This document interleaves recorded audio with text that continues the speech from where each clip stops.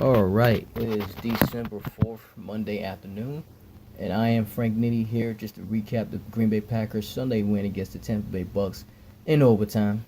And I'll be honest with everyone that it's sad that this is our first home win since I believe October. We've been completely on a losing streak at home because of number 12 going down. Even with some of those home games were winnable. But whatever, man. But you know what we gotta do, all right? Let's first look at these stats real quick.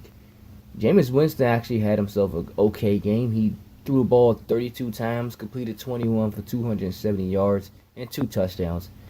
Yeah, that opening drive the Bucs had to start the game just made our defense look as bad as it usually is. I mean I think that's we now allow the most opening drive touchdowns in the NFL. It's pretty fucking sad, and I wish honestly when the Packers win the toss they would stop deferring because when you put that defense out on the field, obviously you clearly gonna know what's gonna happen. They're gonna give up an opening touchdown, which puts a lot of pressure on the offense to come out and answer. So I really wish the Packers would stop doing that.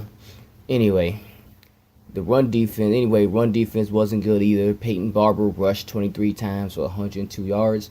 He really got it going in the second half. Rogers rushed for 25 second to him. Winston completed the ball to 12 different receivers, man, but none of them had over 50 yards. Their tight end was responsible for both those 2 touchdown passes. Now for the Packers. Brett Hundley. Hundley threw the ball 22 times, completed just 13 for 84 yards. Jesus Christ. The passing game was just dead again this week. Like I said last week, I don't get how this dude can play competently on the road, but not at home. He also threw a pick off another bad deep ball. His deep ball is horrible, okay? Very inaccurate in those throws, and it just leads to more harm than good. And like I said, only completed he only completed 13 passes, so Devontae and Nelson caught majority of those. Nobody else had more than 2 receptions, and no one, just like the Bucs, had over 50 yards in receiving. Even with all that being said, Jameis Winston still had a better game in passing the ball, by far. Jamal Williams had himself a nice game though. He ran for over 100 yards, and then Aaron Jones only carried for that walk-off touchdown overtime. Brett Hundley also scrambled for 66 yards off the option scrambles. Probably the only thing good he did in this game. I mean, I don't give a fuck if Rodgers came back in the next couple of weeks or obviously coming into next year.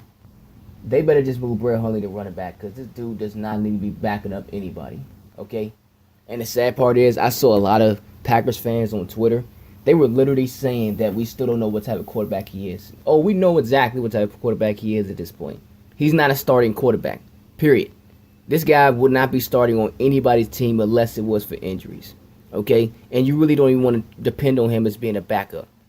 So, unfortunately, even though we still got a lot of problems on the defensive side of the ball, the Packers are definitely going to have to address next in the offseason and an upcoming draft and getting a capable backup in the near future. All right, because Brett Hundley is not the answer. All right, I've been saying that for the last couple of weeks.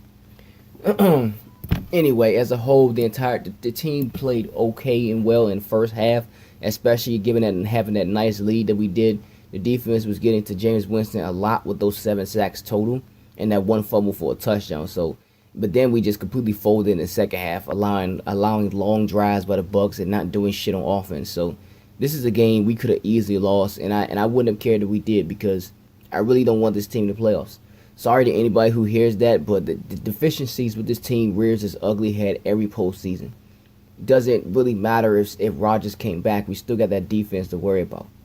And when you got a defense that's allowing the opening touchdown to the Bucs, do you really want that in the playoffs? Going up against the best teams in the NFC?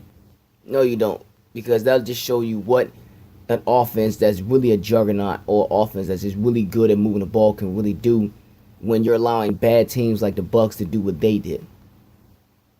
So it's completely unacceptable. And while it was nice that we do definitely have a good run game going on with Jamal Williams and Aaron Jones, and even with having somebody like Rodgers back to obviously elevate the passing game again, it's still not going to mean anything. And one guy asked me if we went and we won out, would it matter? And I'm just like, no, not with that defense, man.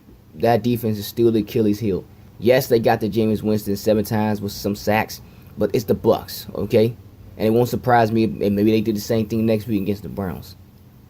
But the point is, I don't want this team in the playoffs. And then you have a lot of other teams in the NFC fighting for wildcard spots like the Falcons and Carolina.